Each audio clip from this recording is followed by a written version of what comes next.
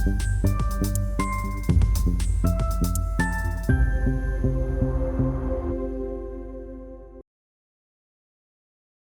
众朋友们大家好，欢迎准时收听我们本期的878会客室，我是主持人骄阳。那今天我们来聊一个可能很多朋友都很感兴趣的一个话题，就是功夫。我们都知道天下武功出少林，少林功夫甲天下。那我们在海外有很多的本地的西人朋友也对我们的少林功夫非常的感兴趣。同时呢，在延展出来，很多朋友呢从少林功夫延展到了自身的健康，通过学习功夫来养生，来养生。那今天呢，我们邀请到的这一位呢，也是在澳大利亚本地出生的，也可以说是地地道道的 Aussie 啊。但是呢，他从小就习武，而且呢，他们是祖孙3代习武。那他就是Armland Dragon 青龙武馆的 Head Coach 释永利，也是 Riley， 欢迎您 ，Welcome Riley。Thank you.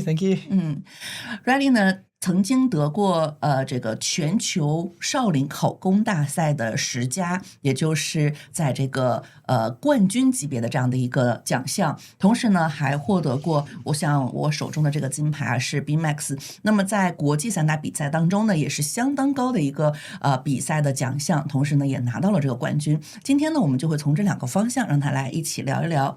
So, Riley, can you please start saying hello to our listeners? Hello, my name's Riley Greenland. I have been doing Kung Fu for maybe 23 or 24 years, so since I was 3 years old. I've done it with my dad in Penrith, and I've picked up Sanda over the last maybe 5-6 years. I was lucky enough to compete in the Oceania titles in 2023, was it? Maybe 2022. And then, 2023. Went to the World Challenge Games in 2024 with you. You were there as well. Yeah. And I won the World Games in 2024 at Shaolin. And then last year in 2025, I went and did the BMAX and won Sanda in that as well, 64 kilo. Congratulations. Thank you. Yeah, so we can learn a lot from your position. So, 你出生在一个3代习武的一个家庭啊，所以武术呢，在你的成长过程当中扮演着什么样的一个角色呢？ So you come from a family with 3 generations of martial arts. What role has martial arts played in your life growing up? It's pretty much done everything for me. Whole life? Yeah, always. I've always done it, always been around it. So my pop used to do boxing, Western boxing. My nan does Tai Chi. My dad does Kung Fu, Tai Chi, Qigong, and then I do the Kung Fu and Sanda. Even my mum now does Tai Chi as well, and some Qigong. But it's just always been a part of my life. Maybe some structure, discipline. It's really helped me with that. So, can you compare the difference between Sanda and Shaolin Kung Fu? There's not too much difference, I think. I think it's very similar. Maybe it's just more the way you train is a bit different. You know, Sanda and Kung Fu still are all about like mental strength, physical strength. But when you do Sanda, maybe it's more punching and kicking onto the pads, whereas Kung Fu is more your stance work and your movement. 那你练习这个武功呢，是从小自然而然的一个选择，还是曾经有过抗拒或者犹豫呢？ So was learning martial arts as a natural choice for you, or were there times when you felt it's unsure or it's very hard, won't give up? Oh, it's always hard. Yeah. Always hard. I think that's part of it. I think it has to be hard, but never wanted to give up, no. I think I can remember always adding more training, but I never really remember taking any training away. It's just always been there for me, always been a part of it. So I never want to not do it. So you think like learning the Kung Fu or Sanda is important in Australia because it's really multicultural and at schools maybe build the confidence? Yeah, of course. I think any type of martial art but Sanda and Kung Fu is probably the most important because of the life skills it will teach, the discipline, the focus, holding yourself accountable. On top of that, it teaches young kids how to move their body and be strong. So even as they're growing older, they're not going to be unfit. They're going to be strong. They'll know what to do. They know how to move. I think maybe somebody said in Australia the fitness is more important than the academic. Is that right? Yeah, I think some people like this. When I was growing up, I wasn't very good at academic, but I liked the fitness more. Yeah. But some of my friends are more academic than fitness, but I think most kids in Australia are fitness. Yeah, that's quite different style. Yeah. So were you very popular in the school? Yeah, I'd say so. I made friends with everyone. I was always talking to different people. I had, my group of friends that I always hung out with, and I still to today hang out with a lot of my friends. But I was always talking to people, everybody. And then when I win everybody was messaging me from school, lots of people. Yeah. So is it because the Kung Fu? Our personality? Yeah, probably. When you're in class in Kung Fu, it's a lot of the time you go, okay, find a partner, and you have to partner up with someone new. Sometimes you want to partner up with your friends and people you like to train with, but sometimes they're not there and you've got to meet new people, partner up with new people. On top of that, because I was always there and I always got to meet the new people. I used to train in the kids class and the adults class.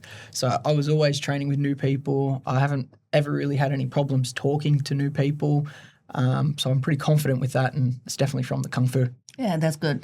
那我们刚刚其实也提到了2024年你获得了世界少林考功大赛的功夫之星啊，那这对你来说意味着什么呢？ So in 2024, you were awarded the title of Kung Fu Star, the World Shaolin Kung Fu Games. What did that achievement mean to you? That was big. That was pretty big for me. Going there, I had in my mind that I will win. I go, very confident. The confidence.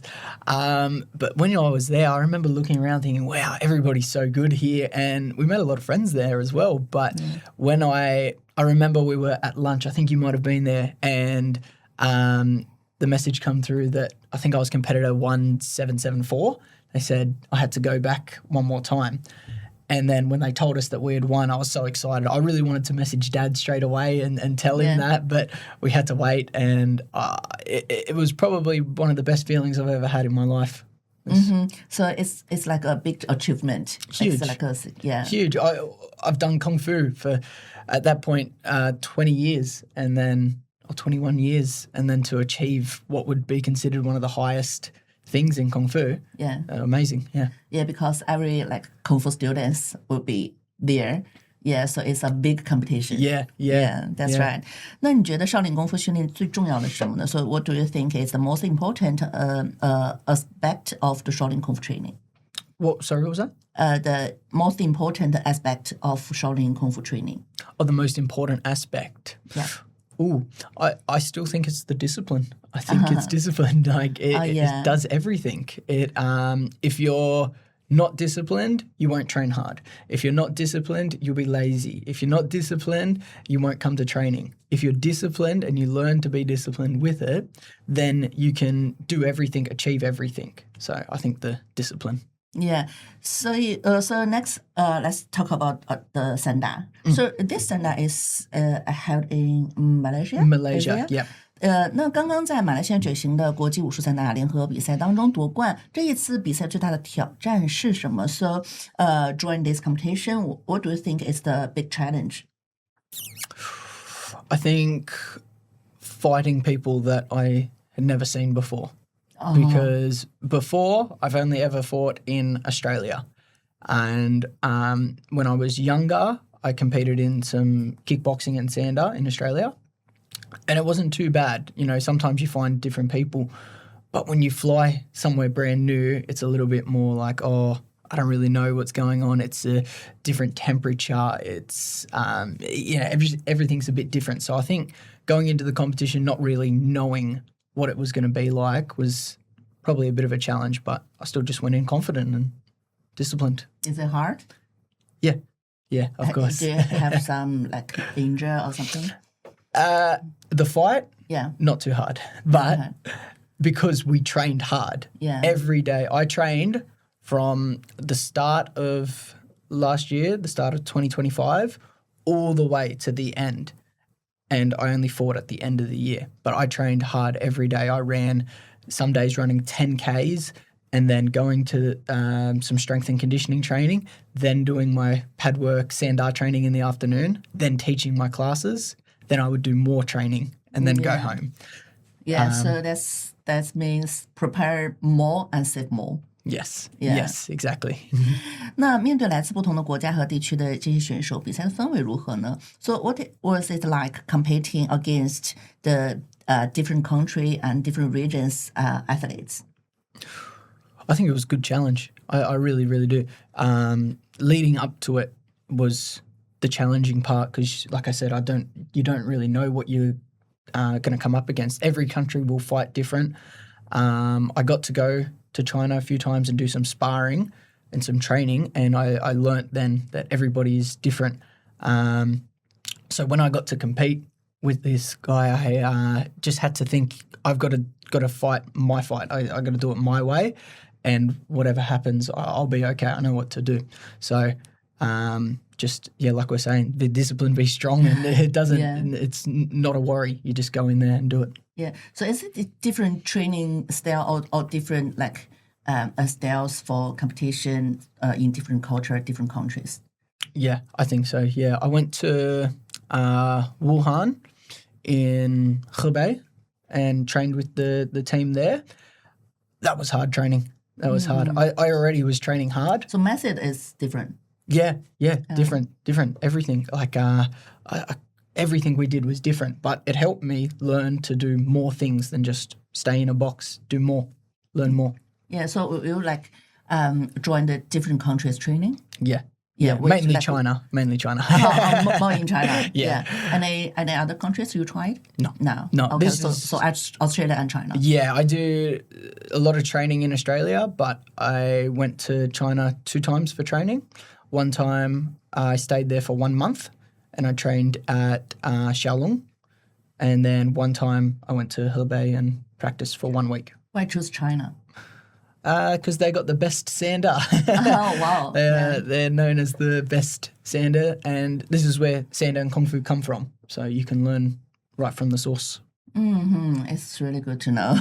Yeah. 那哪一场比赛是最令你印象深刻的呢? So which match stands out the most in your memory and why? Probably this one, the last one. Why? Yeah. Because of where it was, how good I felt, how strong I felt. I was so confident. I went into the ring and, you get a little bit of nerves before.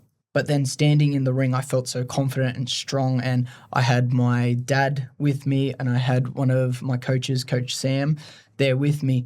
And we had done so much planning and talking, but when I was in the ring, they didn't need to tell me anything. I just felt good and strong and I knew what to do. And I was able to do everything. I was able to control the fight, push the guy out of the ring, have great ring control. Anything he threw at me did nothing. It was good. Like I was so prepared. So that one sits out a lot for me. Yeah. So what's the feeling about when you win the golds at the Shaolin Kung Fu Star? Yeah, this was another big one. It was big and I was so happy because I trained so hard, so long for this one. But this Kung Fu Star, that still stands out for me as the biggest because it was the first one. And I trained so hard for this one as well. But this one, I felt so good about myself because I did it 2 years back to back in different sports. And it's like a family result. You got. Yes. Yeah. You achieved a goal. Yes. Is that right? Yes. Yeah. I actually gave myself the goal to do 3 by the time I was 30, but I have 2 now and I'm 26, so maybe I can do more. Oh, yeah, definitely, yeah. And I think the Shaolin Kung Fu Star for you is like a generation by generation, the goals. Is that right? Yes. Yeah, because from your grandma already learned some Kung Fu. Yeah. It comes down 3 generations now. Yeah, that's very good. 很多人把功夫和散打其实混为一谈啊，你如何向大家来解释这个区别？那么你更喜欢的是功夫套路还是实战的散打？为什么呢？So do you prefer traditional kung fu forms, or it's like full contact sanda competition, and why? Oh, I like now. I like the full contact sander more. Or why? Because it's a little bit more down the line of if I make the mistake, I can learn a bit faster. I make the mistake and maybe I get hit back or something, okay, I need to fix that. Whereas in the Kung Fu, maybe you make the mistake and you don't know it straight away. It takes a little bit. Maybe your balance is a bit off or something like this. I think as well because the sander is a little bit newer to me than the Kung Fu. I've done Kung Fu so long, I still love it, but the sander is just a bit newer, fresher. Yeah. 那传统的武术训练和散打这个对打比赛当中可能会有没有一些帮助呢？ So how has the traditional martial arts training helped you in sanda competition? Immensely. Huge. It built everything for me. Normally, so sander comes from Kung Fu anyway. So if you don't have the strong traditional Kung Fu, your sander can take a bit longer to learn the basic skills. Even the things like stretching or strong legs. Like in the sander, you do the horse stance to marble, makes your legs strong enough to do the kicking in the sander. So if I didn't do the traditional for as long as I did, I don't think I would be as good in sander. So it's like Kung Fu is a basic training. So after the basic training, when you're muscle strong or the technique is good enough, so maybe training sanda will be easier. Is that right? Yeah, I think Kung Fu makes training sander easier and better, but Kung Fu is not the basic training. It can also long time. Lifetime. Yeah, that's right. 那在你看来，武术最吸引人的地方是什么呢？ So, in your opinion, what's the most attractive aspect of your martial arts? I think the strength it builds in people gives people a lot of drive to want to do it. A lot of my students now, they all want to be strong and fit, and there's a big surge at the moment with younger people wanting to be fitter and stronger. So I think that's attracting a lot of people to it. So you're training in Australia, you do the training and you're training others. And also you have the training in China, and you saw a lot of the trainings for others. So can you feel it's big difference, and which part is different? Different, very different. Yeah. I think because in China, when I was at Shalom, all the kids live at the school. You live at the school, you train, everything's there.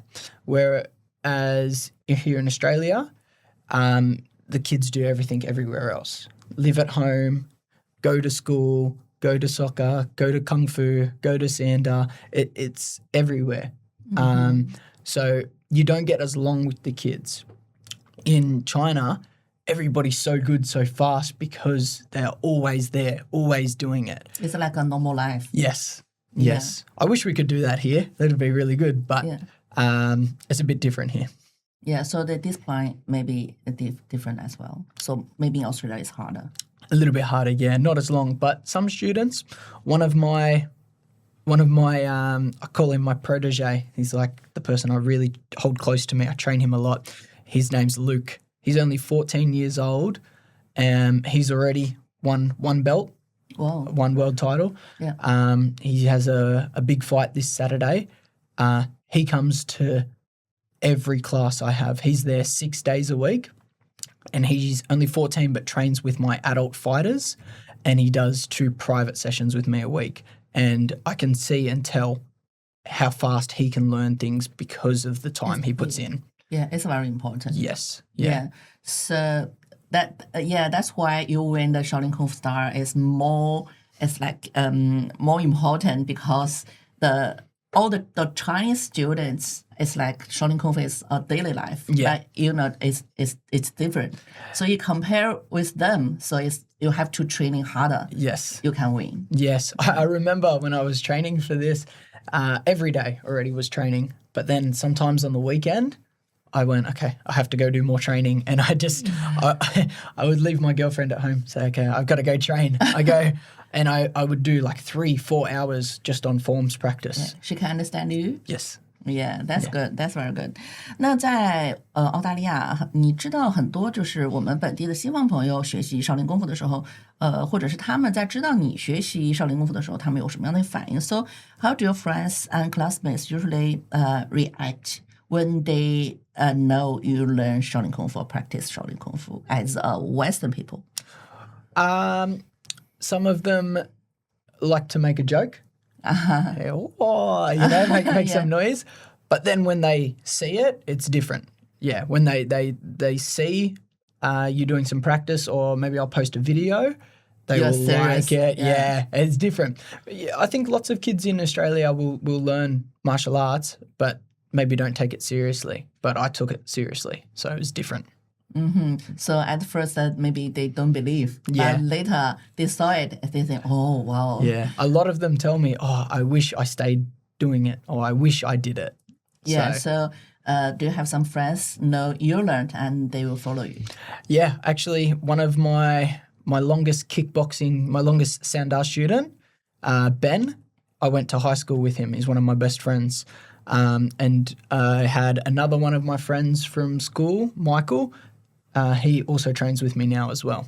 So I've got a few people who have trained, who train with me, who I used to go to school with. Even my uncle, he started doing it with me as well. So Wow. yeah, it was good. They seen it and they went, oh wow, okay, It's so cool. yeah, and then come train with me now. Yeah.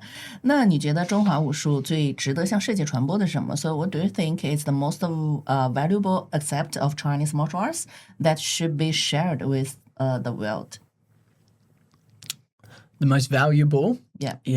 it's still the discipline. It's the discipline. It's Yeah, everything. that's it, yeah. But it's a very welcoming community as well. Like everybody wants to help. Everybody wants to train together.